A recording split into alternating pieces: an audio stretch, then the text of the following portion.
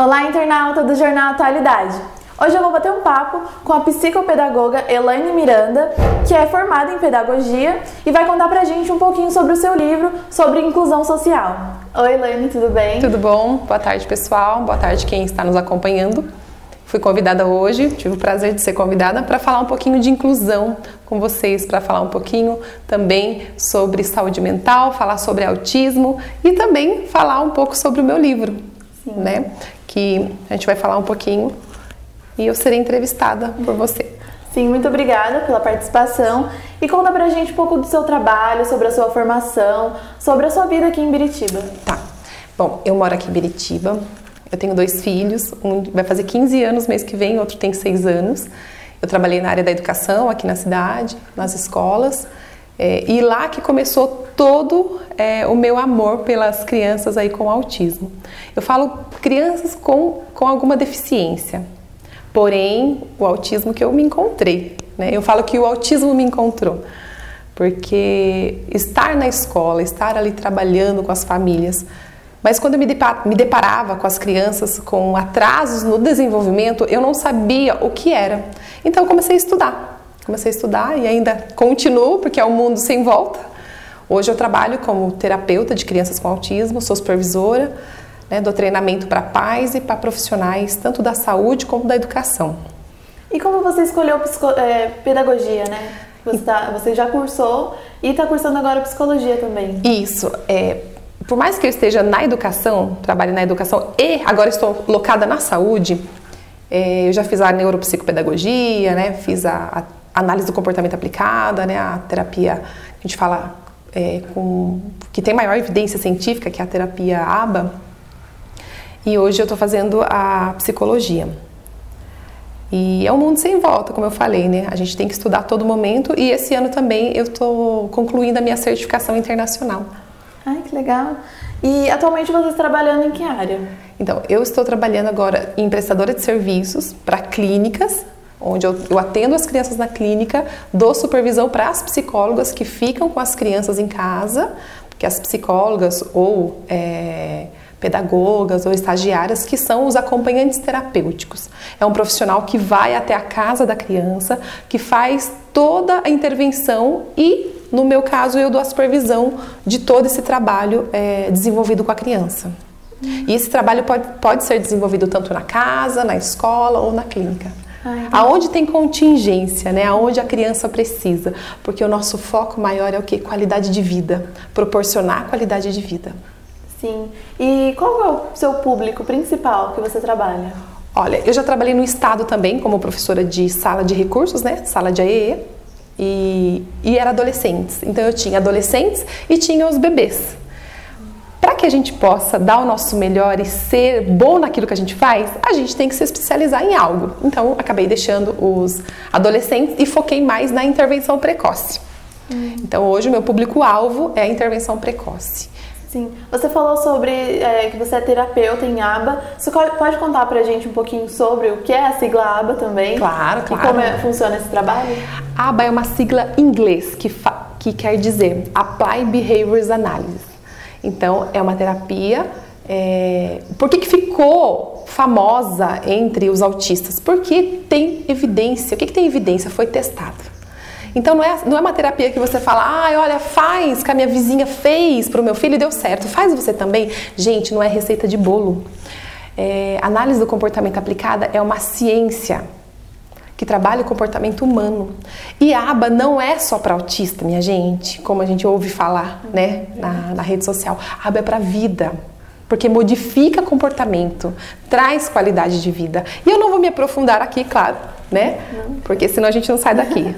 E você tem um grupo de estudos, né, sobre o assunto? Como que funciona? Tá, então assim, nós temos um grupo de estudos em autismo, tanto que seria hoje, né, e acabou remanejando a data, onde eu e o neuropediatra, Dr. Jorge, aqui de Mogi, nós somos voluntários desse grupo, onde nós trazemos informação, conscientização, para que os profissionais possam estar preparados para orientar toda a família.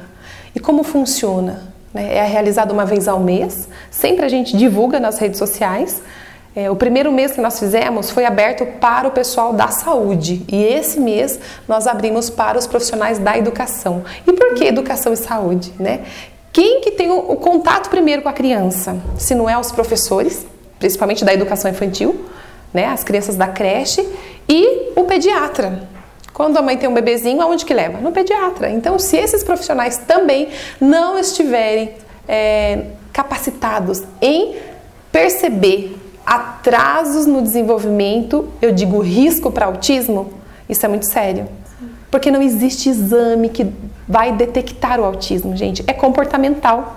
Não é igual o síndrome de Down. Eu olho pro rostinho e vejo que tem uma característica física. Então eu falo, olha, é uma criança, né, com alguma deficiência. O autismo não. A gente costuma dizer que autismo não tem cara, porque é comportamental. E você atualmente tem trabalhado como terapeuta? Sim, hoje eu trabalho como terapeuta. Com o público infantil? Com o público infantil. Essa supervisão, tanto nas casas das famílias, na clínica e na escola. Entendi. E como surgiu? Você tem vários livros já publicados, né, como coautora. Como surgiu a ideia de publicar esse sobre a inclusão? Tá, eu só vou voltar um pouquinho na pergunta anterior, que você falou do grupo de estudos. Eu quero ressaltar que aqui na cidade também nós temos o grupo de mães de crianças com autismo. Esse grupo foi criado há mais de 5 anos, onde nós nos reunimos uma vez ao mês, tudo voluntário também, onde a gente levava conscientização, informação, só que veio a pandemia, nós paramos e ainda nós não retornamos, mas nós queremos retornar o quanto antes, tá bom? E sobre os livros, tá, né? Qual foi a ideia que você teve para escrever esse sobre a inclusão? Tá, esse daqui eu coordenei, né? Educação Inclusiva e a Parceria da Família, uma dimensão terapêutica. Surgiu bem no início aí da pandemia, onde todos estavam confinados. E mesmo assim eu continuei trabalhando, né? Alguns casos ainda de forma remota e a maioria, claro, acabava indo até a clínica ainda, né, com todos os cuidados. E aí eu vi a necessidade de integrar, né, integrar família, escola e terapeutas, porque ninguém faz nada sozinho. Não adianta colocar a criança na clínica, deixar horas lá, se eu não oriento esse pai, né? Porque quem que fica a maioria do tempo com a criança não é o pai? Eu fico 1 hora, 2 horas, o pai fica 24 horas. Então, se o pai não estiver com as técnicas que análise do comportamento aplicada à ciência ABA, que a gente estava falando, se ele não estiver empoderado com essas técnicas, dificilmente a criança dele também possa evoluir, né? E o professor também. Uma criança fica 20 horas na escola, né? Fica meio período. Então, se esse professor também não estiver capacitado, dificilmente, porque o que nós ouvimos falar hoje de inclusão é assim: ai, precisa ter amor, viu? Nossa, ai, amor é tudo. Gente, amor é um pré-requisito, porque amor não paga conta. O que nós precisamos é técnica, né? Fica só com amor para ver se a sua criança vai evoluir. Não vai, gente. Me desculpa, não vai. Eu morro de amor pelas minhas crianças, mas se eu ficar só com amor, amor, amor e não estudar, nada vai acontecer, porque a criança ela não vai evoluir. Mas o primeiro, claro, que você tem que ter realmente gostar do que você faz e depois, claro, buscar conhecimento. Então, eu reuni vários profissionais. Aqui tem psicólogos, terapeuta ocupacional, fonoaudiólogo, neurologista, tem educador físico, tem mães escrevendo por que escolheram a ciência na intervenção dos seus filhos, tem fisiatra, tem professor de educação especial, tem vários profissionais. Vocês precisam ler, né? Precisam ler, porque realmente fala de vida real, não tem nada romantizado. Sim.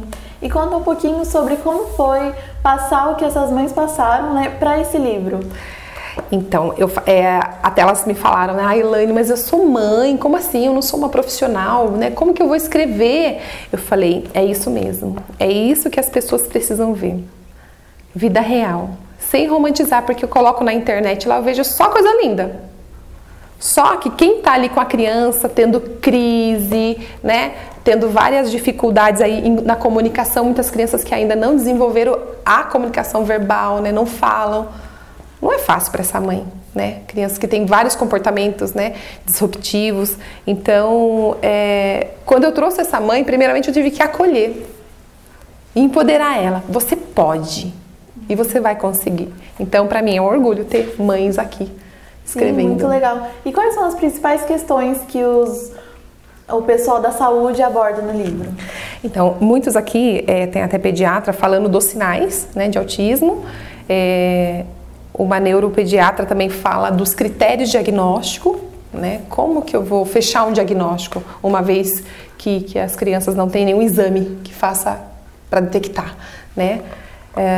Fonoaudiólogo falando dessa importância mesmo da comunicação, né? Porque comunicação é diferente de fala. A terapeuta ocupacional falando de integração sensorial, o professor falando da inclusão real nas escolas. Tem vários. Sim. E esse é um livro não só para pessoas que passam por isso, mas também para toda a comunidade, para saber mais sobre esse assunto, já que é uma inclusão, todo mundo tem que ficar por dentro, né? Com certeza. Olha que bacana que você acabou de falar. Eu vou dar um exemplo real que acontece muito. Um exemplo, talvez você já até passou por isso. Você está no mercado, no supermercado fazendo compras, de repente tem uma criança lá se jogando no chão. Antigamente eu passava e falava assim, ai, se fosse meu filho, né? Ai, que vontade, que falta de educação. Só que não, minha gente. Por ele não ter uma característica física, essa criança ela pode estar tendo uma descarga sensorial. O que seria isso? Quando você entra dentro do mercado, o que vocês sentem, gente? Nós vamos tranquilamente, uma criança dentro do espectro, ela entra e tem a TPS, que a gente fala que é o transtorno do processamento sensorial, ela entra em crise, ela se joga no chão. Por quê? Tem cheiro, tem, ó, imagina, cheiro lá na peixaria, de carne, de produtos de limpeza, tem a pessoa falando alto no microfone. Sim. Né? Então, assim, são cheiros, são muitas luzes, coisas coloridas. O carrinho de compra passando com aquele carrinho que ainda mais quando faz aquele barulho, que irrita. Sim. Essa criança não dá conta de tantos estímulos ao mesmo tempo. E aonde ela acaba tendo essa crise, que é diferente de birra. Birra é diferente de crise. Por quê? A birra, a criança ela se joga, ela quer alguma coisa. Por exemplo, eu quero chocolate. Aí meu pai não deu, não comprou pra mim. Aí ele começa a se jogar no chão e chorar. O que o pai faz? Dá o chocolate. Essa criança para de chorar. Isso foi uma birra. A crise é a criança se joga no chão, começa a chorar, coloca a mãozinha no ouvido e não dificilmente se regula. Pode dar chocolate, pode dar o que for. Não é o possuir algo, não é possuir um objeto, e sim algo interno. Sim, aos nossos olhos parece que não tem um porquê daquilo que está acontecendo. Aí veicula a birra, né? Exatamente. E por isso é importante toda a sociedade. Não é só quem tem crianças com autismo, com alguma deficiência na família. É toda a sociedade precisa ser educada. Por isso que nós falamos de inclusão social. Aonde essa criança vai estar, minha gente? Na sociedade. Eu não tenho criança com alguma deficiência, mas eu estou nessa missão, eu falo que é missão de vida. Né? É tão bom, né, quando a gente encontra o nosso propósito, porque eu não consigo falar, hoje eu vou trabalhar. Ai, meu Deus, que alegria, hoje eu vou fazer aquilo que eu nasci para fazer. Sim. Isso é maravilhoso. Ainda mais quando você é remunerado por isso, né? Melhor ainda, porque esse eu falo que é o meu reforço social, o meu reforço no final do mês. Verdade. Né? E normalmente as pessoas, elas acreditam que a inclusão social é somente das pessoas que passam por isso. E na verdade, como você disse... Pelo contrário. A pessoa ela vai viver na sociedade, então... Sim. Porque incluir é realmente incluir no espaço. Exato. E as pessoas também não têm muita empatia, né? De olhar e ver aquela criança e só fica tipo, nossa, olha aquela mãe não tem poder sobre o filho, mas na verdade não sabe o que está passando, né? E uma dica, né, para quem se depara com isso, principalmente em shoppings, em mercado, em qualquer outro lugar, ao invés de julgar essa mãe, pergunte se ela precisa de alguma coisa, de ajuda, de apoio. É isso que ela precisa de ouvir, porque o julgamento ela já está cheio. Essa mãe já está sobrecarregada. Muito, demais. Verdade. E o seu trabalho é muito bonito de ver, o seu amor, né, por isso, pela causa. E é muito importante também. Eu queria saber qual foi a sua motivação pela causa da inclusão social. Tá, minha maior motivação foi me deparar com as crianças na escola e não saber o que fazer. Porque eu também perguntava para outros profissionais que estavam até acima de mim e não sabia o que fazer. E isso me trouxe um descontentamento interno. Falei, não dá para engolir isso aqui. Podia ser o meu filho. E se fosse o seu filho? né? A gente sempre faz essa pergunta, e se fosse o seu filho? Falar quem não tem é uma coisa, agora ouvir uma mãe que tem um filho, que idealizou aquela gravidez, né, planejou e veio com alguma deficiência, é difícil para ela. Porque eu sempre falo e ouço as mães, quando estão na clínica esperando o seu filho ser atendido. Eu gostaria de estar levando o meu filho, sabe aonde, Elaine? Na aula de balé, na aula de futebol. Mas eu tô aqui aonde? Na terapia. Então, às vezes, a gente até reclama, sabia? Da nossa vida, dos nossos filhos. É uma hora da gente falar, peraí, esses brinquedos espalhados no chão, depois eu junto. Ou melhor, ensina a criança a juntar, né? Eu digo, uma criança típica, do que ficar reclamando, né? Eu acho que reclamar não resolve. Então, foi essa a minha maior motivação, de ver aquelas crianças, né? Foi até uma criança aqui da cidade, na época, há uns 8 anos atrás, 7 anos atrás, que me motivou. Hoje ele já é um adolescente.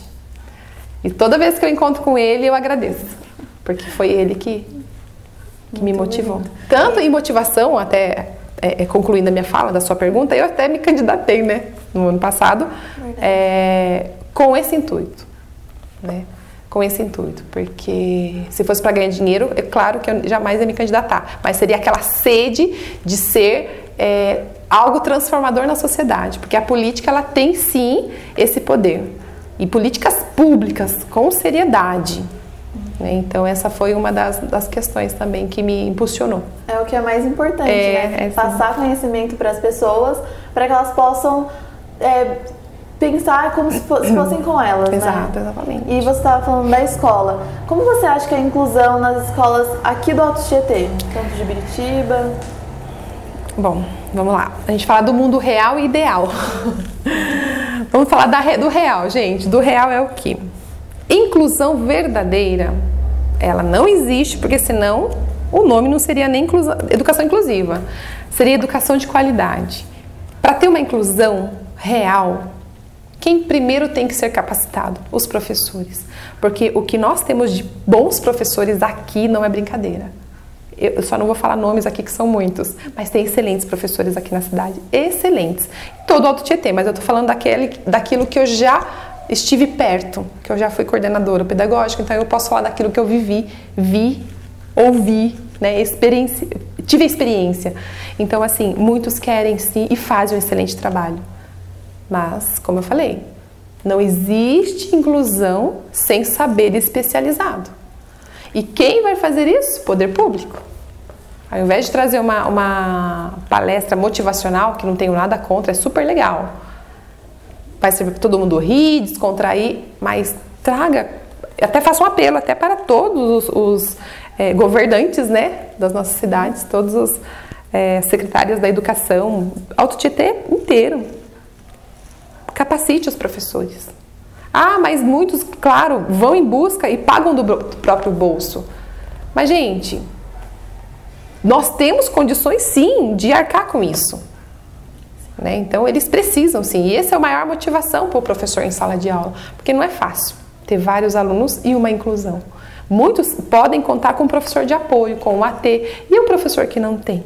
Como que está essa saúde mental desse professor? Porque daqui a pouco é dia 15 de outubro. Vai estar todo mundo parabenizando os professores. Ai, professor lindo, e coração para cá e para lá. Legal. E no dia a dia? Quando é sem ser 15 de outubro? Eles merecem, sim, ser aplaudidos todos os dias. Mas, principalmente, dar condições a ele.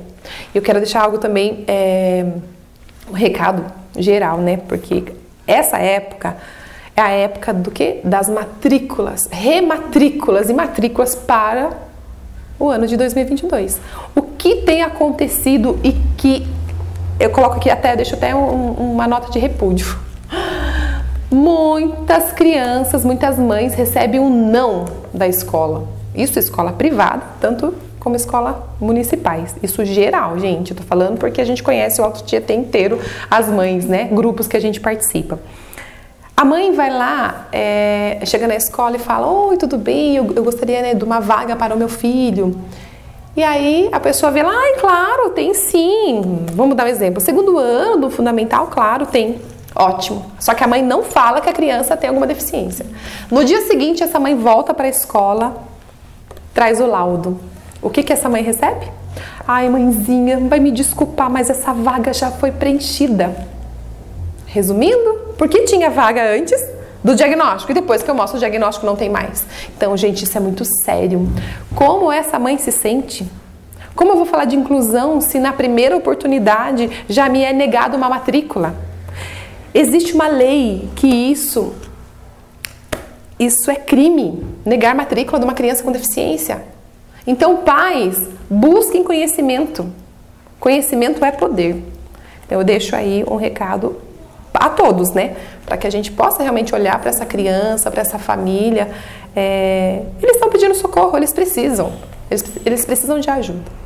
E esse exemplo que você deu, dá pra ver como as pessoas realmente não têm conhecimento. Não tem. Muita gente pode ter uma pessoa assim, levar na escola, agora que tem o diagnóstico, não vou... Exato. Não vai fazer a matrícula. Infelizmente acontece. E se o pai soubesse disso, poderia virar o caso, né? Sim, sim, exatamente. Importante. Sim, eu tô falando também daquilo que eu tenho conhecimento, porque já tive pais até que veio conversar comigo sobre isso, então é delicado. E eu também tenho muitas escolas que eu trabalho que eu só tenho que agradecer, porque são super parceiros, sabe? Tanto que quando eu coloco a parceria da família, porque é esse tripé.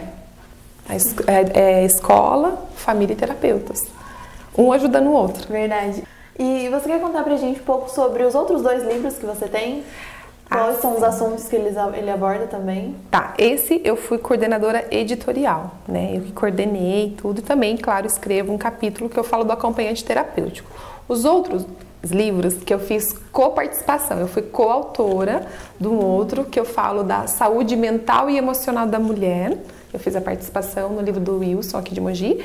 E o outro, que será lançado ainda esse ano, que eu falo num livro que fala de dependência química. Por que dependência química, gente? Porque antes do autismo, na minha vida, eu trabalhava muito com dependência química, que também é algo que me encanta, o meu coração, né? Enche meu coração, a minha alma de alegria, porque trabalha com resgate de vidas. Então, nesse outro livro, eu falo que há esperança para quem perdeu a esperança. E aí tem um outro que também eu fiz participação, que a gente recebe convite, é um convite inegável, de uma neuropediatra super renomada aqui no Brasil, no mundo. E isso é surpresa ainda, né? Mas eu também fiz participação, que sai o ano que vem. Ai, que legal. Gostoso, muito né? Bom, né? Demais. E conta pra gente a sua participação como voluntária na PAI, aqui de Biritiba. Ah, legal. Então eu faço um trabalho voluntário aqui na PAI, que eu dou um treinamento para as meninas que são oficineiras, né? Então a gente começou com um projeto piloto, né? Isso já há uns 2 anos atrás eu já fui apresentar esse projeto e acabou não fluindo, né? Devido à pandemia e outras questões. E agora nós retomamos, então é um projeto piloto ainda, são pouquíssimas crianças, mas eu estou dando essa supervisão para elas e elas têm feito um trabalho incrível, né? A PAI, todas as APAIs, a PAI daqui também é excelente. Sim, demais, verdade. Principalmente com foco aí na orientação da família. Verdade. Se você quiser deixar um recado para os nossos internautas a respeito da inclusão social, pode ficar à vontade. Bom, o que eu tenho a pedir, o que eu tenho a dizer para vocês é ter um olhar mais empático. Procure saber antes de julgar. Não romantize o autismo, não é uma brincadeira. E não é moda, porque tá parecendo moda, né? Todo mundo fala que é autista.